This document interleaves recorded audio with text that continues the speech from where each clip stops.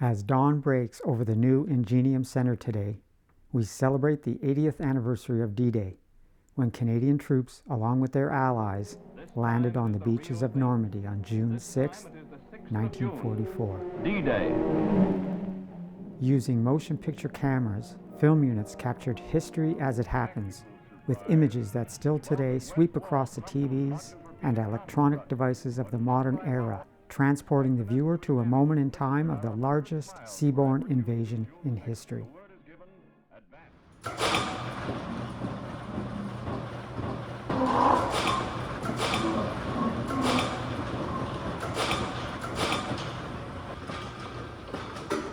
Stored within the climate-controlled vaults at the Ingenium Center, a state-of-the-art facility designed to protect and showcase Canada's national science and technology collection in Ottawa, is a camera claimed to have been used in Korea and on D-Day.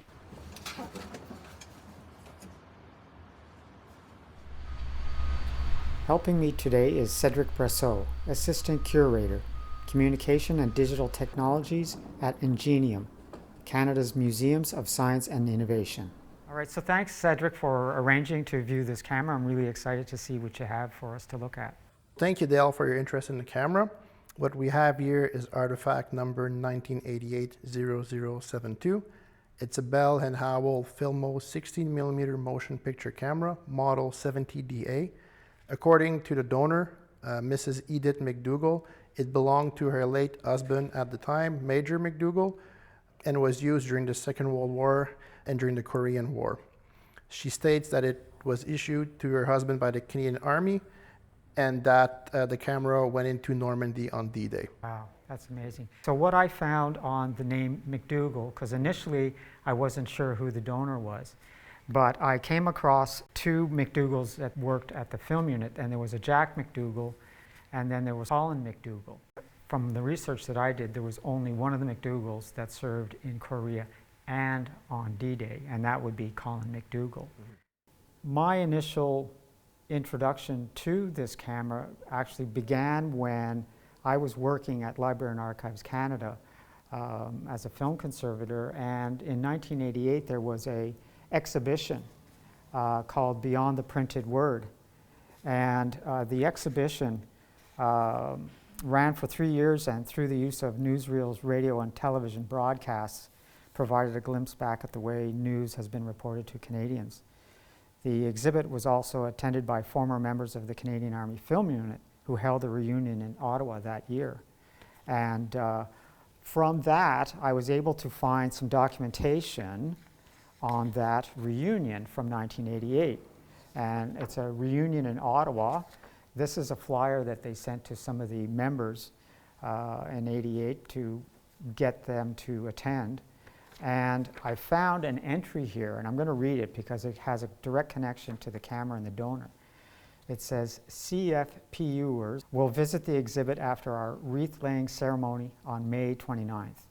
We will be received by the National Archives Moving Image and Sound Division and the National Museum of Science and Technology. The division is arranging for us to get copies of a new book on the history of newsreels and broadcast news in Canada, another example of its support of your work. Colin McDougall's Bell Howell FILMO camera, which he used in Korea, has been donated to the museum by his widow, Edith. So I think we got that right. The donor was Edith McDougall. Yeah. Well, that's great. It really complements our records because we know it had been donated initially by Mrs. McDougall, and we found out Edith, so then that brings it full circle. It brings that connection. Now, the camera you were showing me when I did a walkthrough a few days ago, and you were showing me the serial number. Yeah. And where did we find the serial number? Somewhere was underneath, right? Yeah, there was on the base. So the number you have was 142898. And so I did some research into the public relations files at Library and Archives Canada, and I actually came across something really interesting. And I made a printout of an inventory that they had from 1946. And it shows in this list, if you go down, it shows some of the cameras that they had, like the IMO Q, the 71Q, but about the 6 on the list down, it mentions a Bell Howell FILMO model 70DA 60mm. Yeah. It didn't have the serial number, but I'm pretty sure it probably would be this camera. It's quite possible, yeah. At least we know that the camera would have been present there. Yeah. And I know that Colin McDougall was still with the film unit at this time. So I'm pretty sure that this camera, we can now confirm, was with the film unit as part of their inventory at the time. The 60mm wasn't widely used by the film unit in the field because it wasn't the standard at the time, but I did do some research, and in some interviews that I've done previously, like Charles Beddoe, I know that they used 60mm. He was on D-Day with a 60mm camera, and he used Kodachrome as well. So if the film unit used it, it's possible they could have been using 16mm black and white. They could have been using Kodachrome.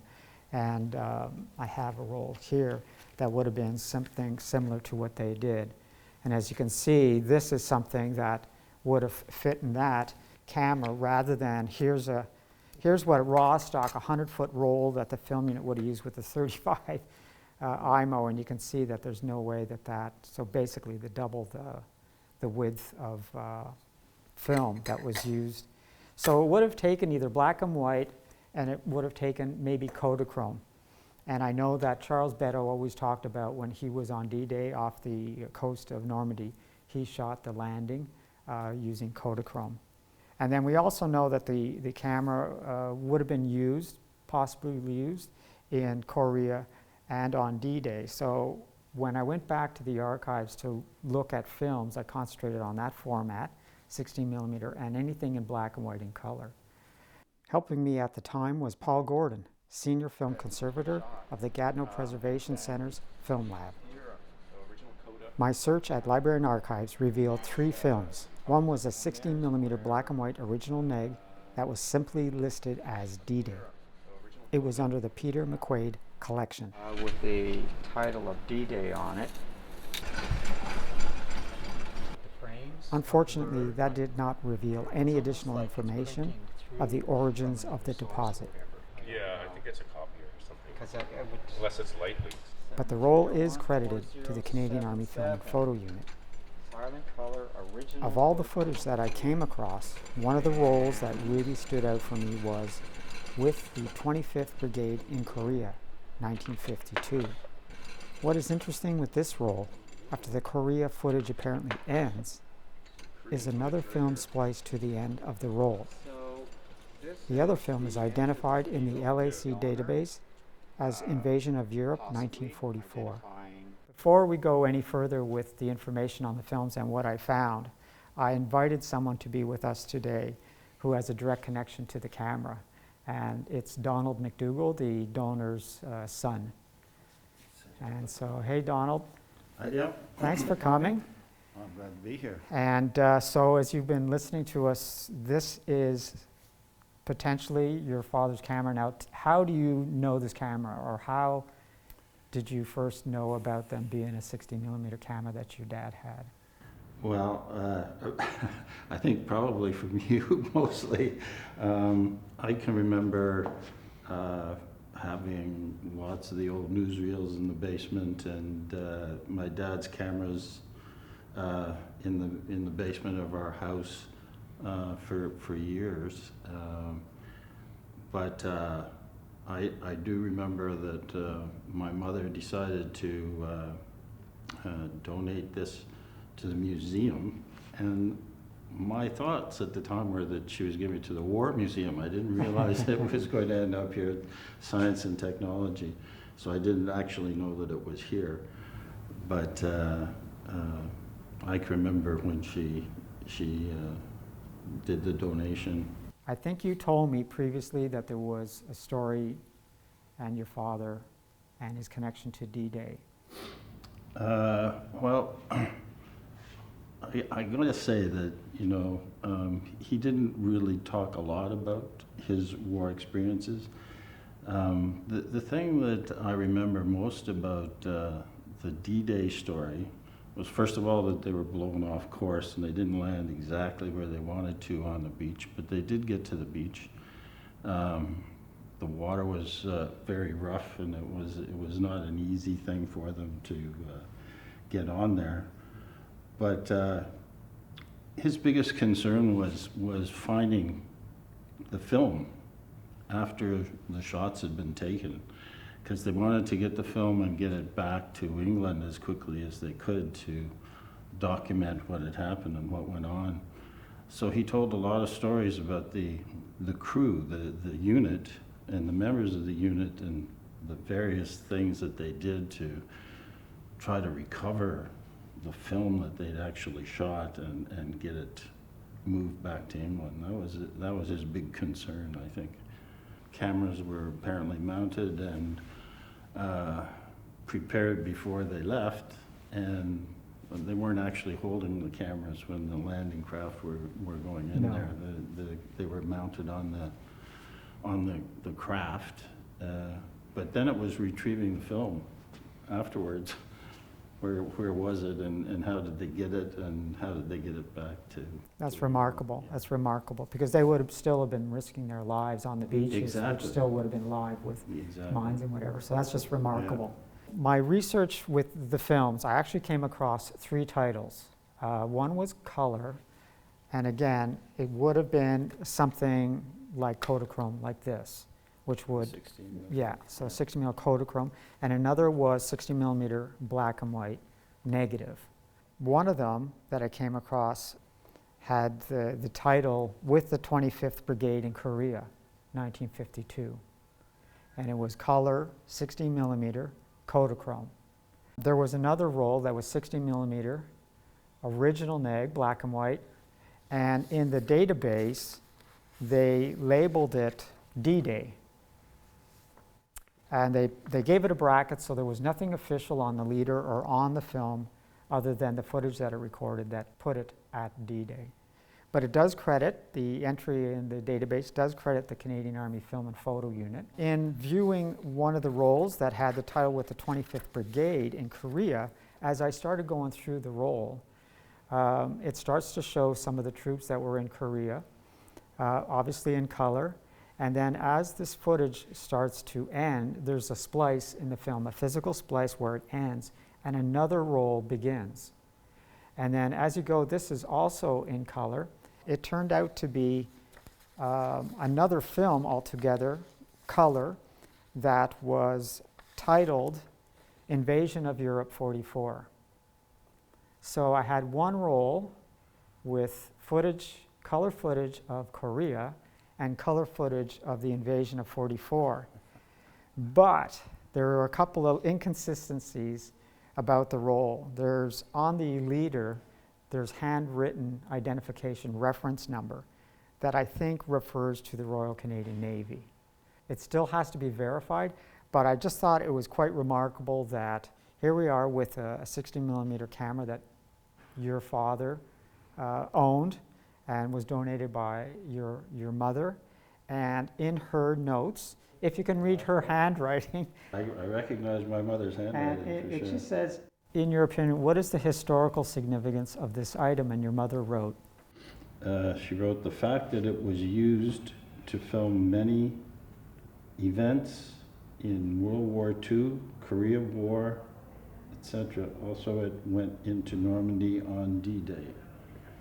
So she certainly believed that he carried that camera into battle on D-Day. Yeah, it's possible that there are still some films that we just haven't come across in the vaults that could potentially be directly connected, but without any kind of written provenance to go with it, there's no real way of knowing.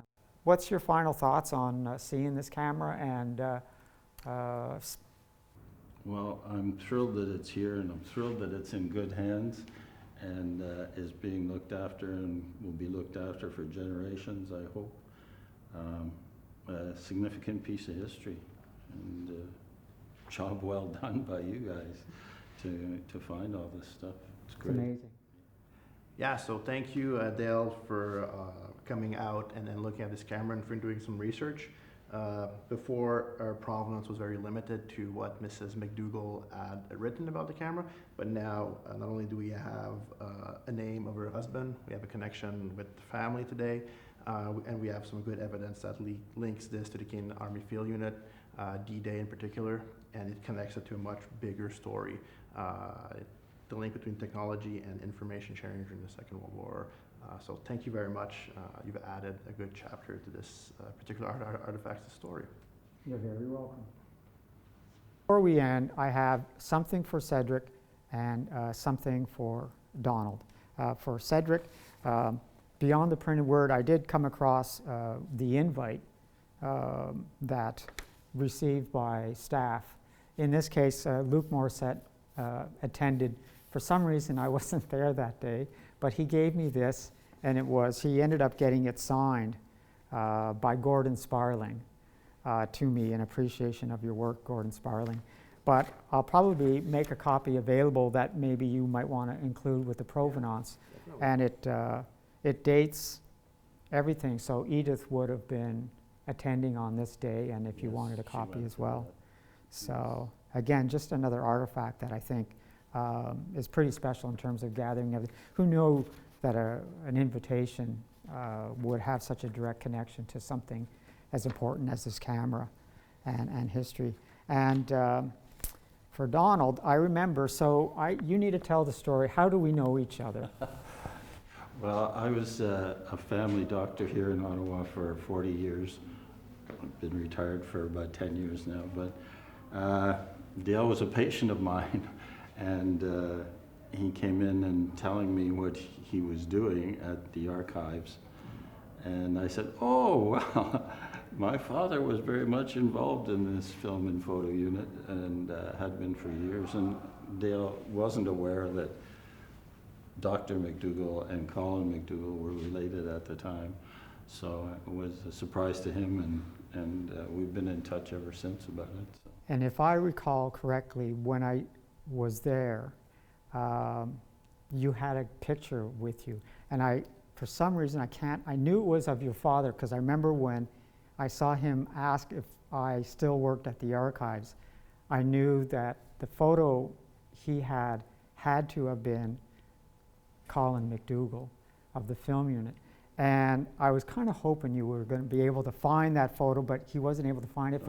But I think, so I had this article that had basically the first description about the film unit and what they did and achieved during World War II.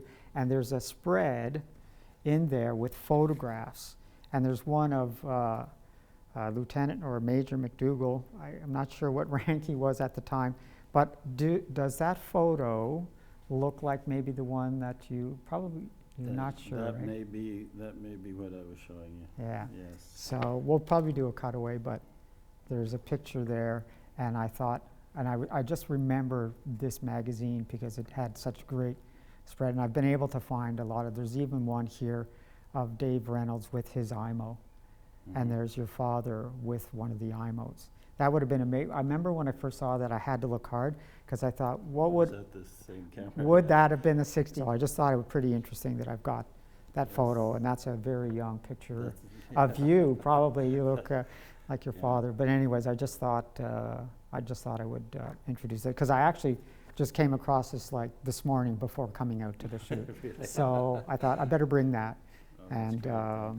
And we're gonna, if we have time, we're gonna watch a video of some of the footage that I found with Paul Gordon.